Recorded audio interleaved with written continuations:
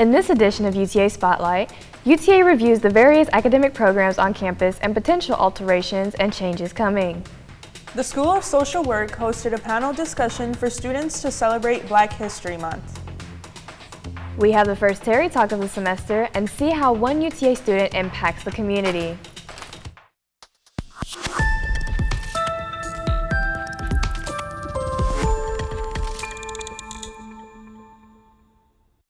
Welcome to UTA Spotlight.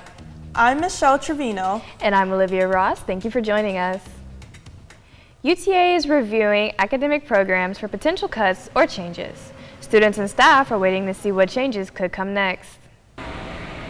The University of Texas of Arlington is reviewing several academic programs as part of a campus-wide evaluation focused on student demand, workforce needs, and long-term sustainability.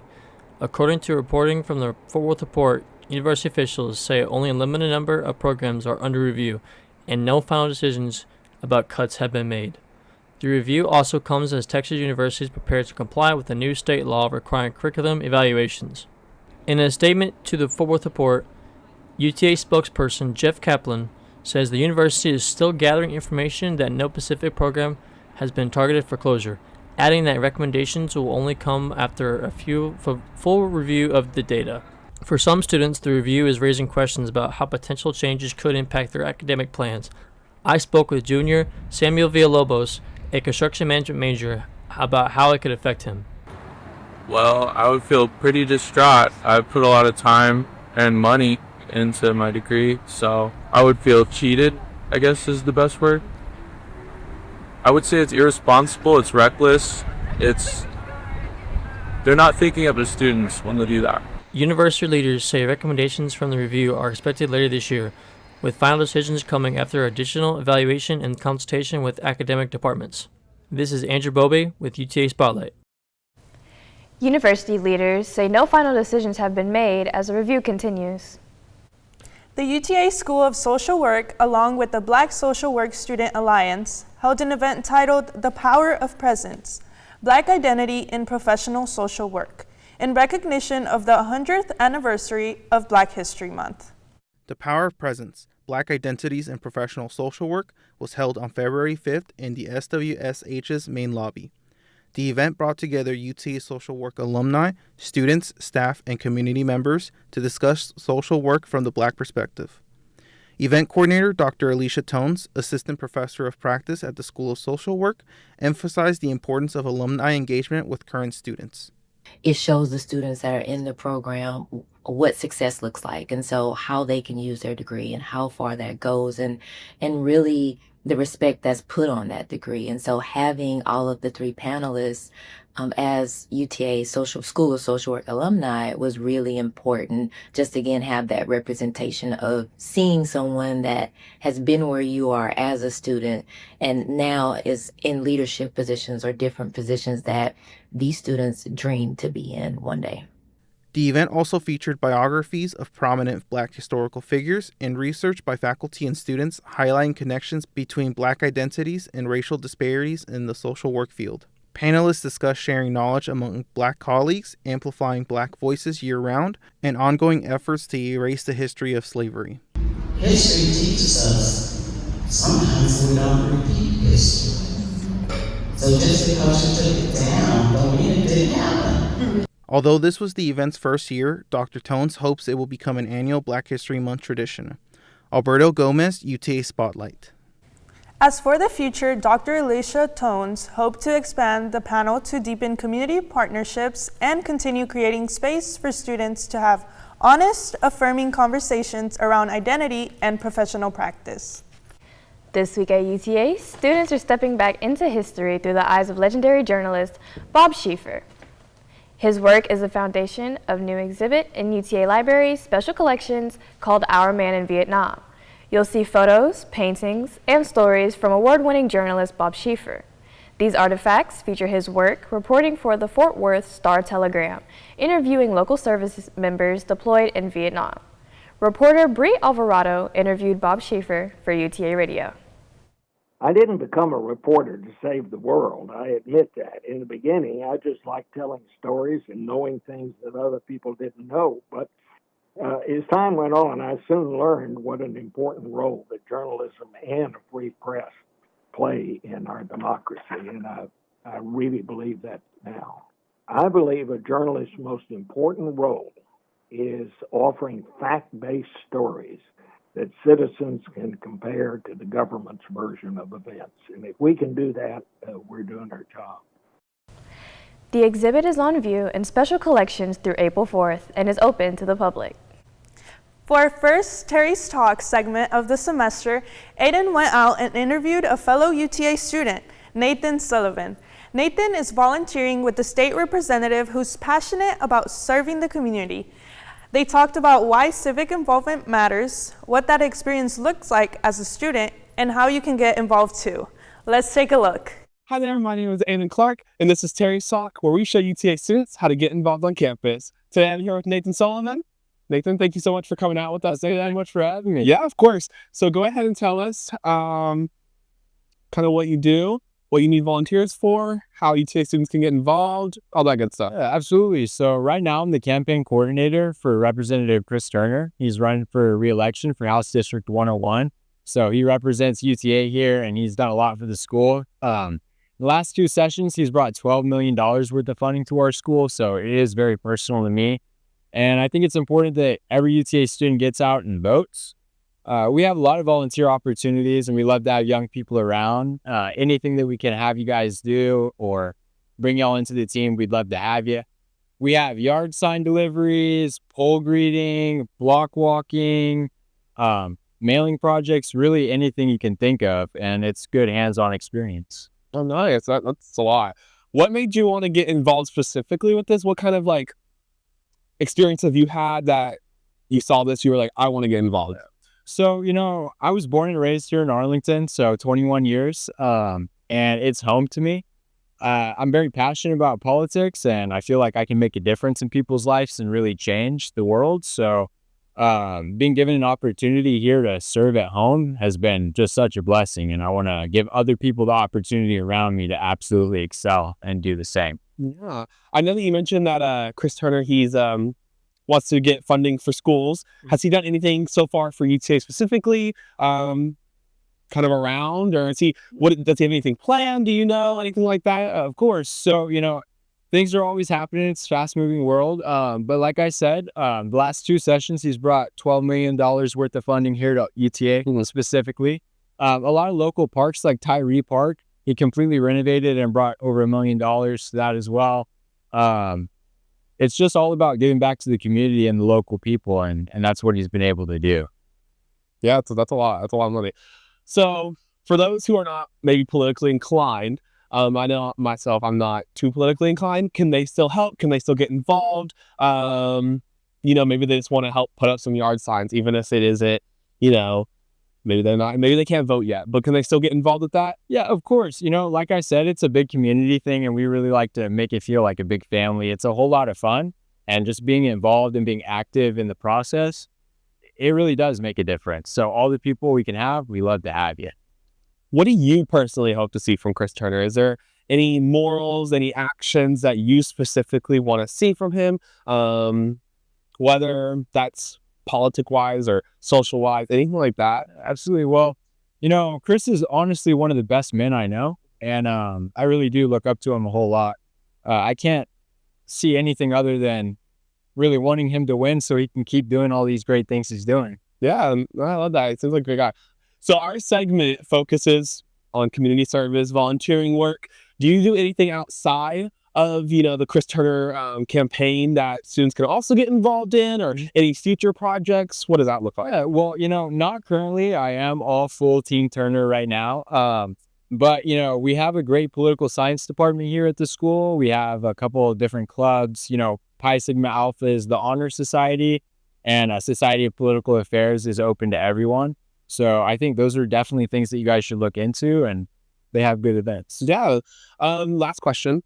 For those who kind of are getting new to volunteering, how did you kind of start your journey? How did you did you just Google volunteering experiences near me and you clicked on the first website? How did that turn out to be? How did that come out? Yeah. So, for me, again, living in Arlington, Chris Turner was my representative, and I wanted to get involved and I wanted to make a change. And I just gave his office a call, and he scheduled a meeting with me and sat down, and he heard what I had to say, and he gave me an opportunity, and I started volunteering, and I just took it and ran with it. It's been almost 2 years now. Wow, 2 years. Wow, Almost, yeah, almost. Well, I think that's all the questions we had today. That was Nathan Sullivan. Thank you, Aiden, for sharing his experience and showing us how students can get involved on campus and in their local community. We hope you learned something new and decide to go out and make a difference. As always, in the famous words of the late Mr. Terry, success is attaining the goals you have set for yourself in life. After this break, we get a sneak peek of the newest episode of Healing Reflection. We see how one campus organization celebrates Valentine's. A big sporting event is coming to Arlington, and we preview its hype that's coming. I'm an ex-drug dealer, and I'll be your sub today.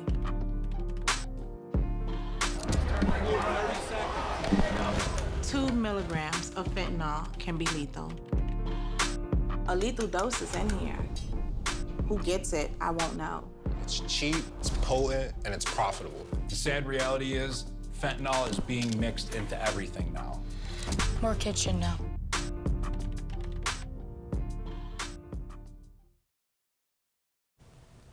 Welcome back to UTA Spotlight. Here's a sneak peek of Healing Reflections, where they talk about social pressure. The social pressures, man, when I tell you, it just defines what success looks for us as young people. And that's what I want to just jump into right now. Okay. How does society play a role in defining success for us? First, I would like to say, when it comes down to me being a student and me just being a young adult in America overall, it's just the way that they have us feeling like we have to be graduated by a certain age, married at a certain age, be established, wealthy enough by a certain age, and that we can't go at our own timing. The world's taking us fast. And if we don't go the way the world is telling us to go, we're a failure. So how do you feel like that plays a role in young adults? I think it plays a critical role in young adults' performance, in your mental health, in your sense of self, and literally just everything about the experience. But Michaela, you said something really important. You said they. So the question then becomes, who is they? And why are young people so willing to surrender their power to they, right? So when you think about that, one of the things that I encourage my clients to consider, whether we're talking about parents or societal pressure, is the importance of not comparing yourself to other people. Success is subjective, right? One of the things that I ask every single solitary client that I work with during the intake process is, how does your family define success? Believe it or not, you would be amazed by the number of people who say, well, Dr. Pitts, I don't know.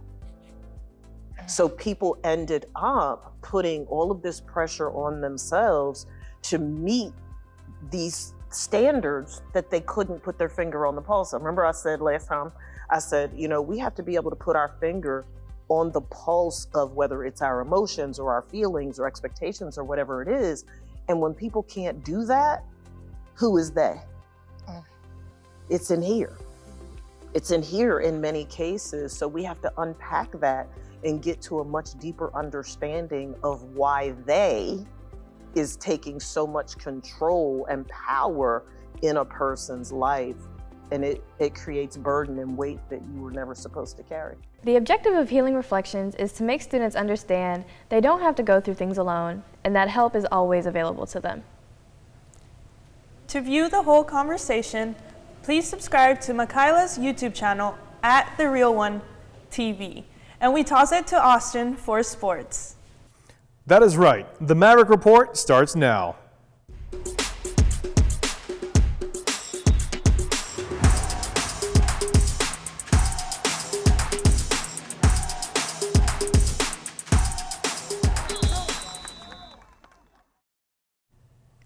A new era of sports is on the way to UTA as they launch a women's flag football program. UTA Athletics held a press conference to introduce the first head coach of UTA's women's flag football. This announcement marks a historic opportunity for UTA, being the first NCAA Division I Texas school to offer varsity women's flag football. In addition, making them one of the 5 Division I universities to add the sport. Here's what head coach Melinda Wynn had to say about the program and its impact from UTA's football history. UTA has a history of football that we deeply respect, and what we're building with Flag is not a replacement of the past, but a continuation of that tradition into a new era. And most importantly, this program is about creating a platform for student athletes to succeed at the highest level, on the field, in the classrooms, and beyond. UTA flag football is set to premiere spring 2027 and will play their games at the Maverick Stadium. A Grand Prix racing event is coming to Arlington March 13th through 15th. The event is centered in the Sports and Entertainment District and includes live music in addition to the race. The 2.73-mile track weaves around AT&T Stadium and Globe Life Field. Driver Santino Ferrucci is excited for the race. So I was out here about a month and a half ago looking at track layout with our race director, and this is a fast track. This is not your typical 90-degree slow first gear 45 mile an hour, corner to corner street course. This is quick third gear, the long straight here. It's probably about a mile, and this is a 2.7 mile street course. Most of them are 1.9. The fun side of that too is everybody starts in the same place. So it makes it very entertaining. Head over to gparlington.com to get tickets for this exciting event. Back to you, Michelle. With Valentine's Day right around the corner, UTA's Relationship Violence and Sexual Assault Prevention Office is encouraging students to think deeper about what love really means. The office hosted an event called Color Outside the Violence, where students crafted candygrams for their loved ones while also learning about healthy relationships and how to recognize the signs of relationship violence. The event provided a safe and welcoming space for students to celebrate Valentine's Day in a positive way, while also promoting awareness about respect, communication, and boundaries. I wanted to advocate more for students about self-love and healthy relationships this Valentine's Day. So I put together this event and just gave some tips of how to build that confidence and, learn more about authentic self-love, just being more mindful. For more information or to access resources, students can visit the Relationship Violence and Sexual Assault Prevention Office in Ransom Hall, Suite 307. Today, Arlington high schoolers held a walkout to protest ICE. The students walked nearly 2 miles from their school building to Arlington City Hall, where they showed their posters and chanted in unison against ICE's presence in Arlington. Many passerby expressed their approval by honking car horns and speaking to the demonstrators directly. Despite Governor Abbott's threats to cut school funding for allowing walkouts, many of these demonstrations have been happening more statewide. That's all we have for today for this edition of UTA Spotlight. To stay up to date with us, please follow us on Facebook, Instagram, and X at MavMediaUTA. And don't forget to subscribe to our YouTube channel so you never miss a highlight again. I'm Olivia Ross. And I'm Michelle Trevino. Thank you so much for joining us. See you next time.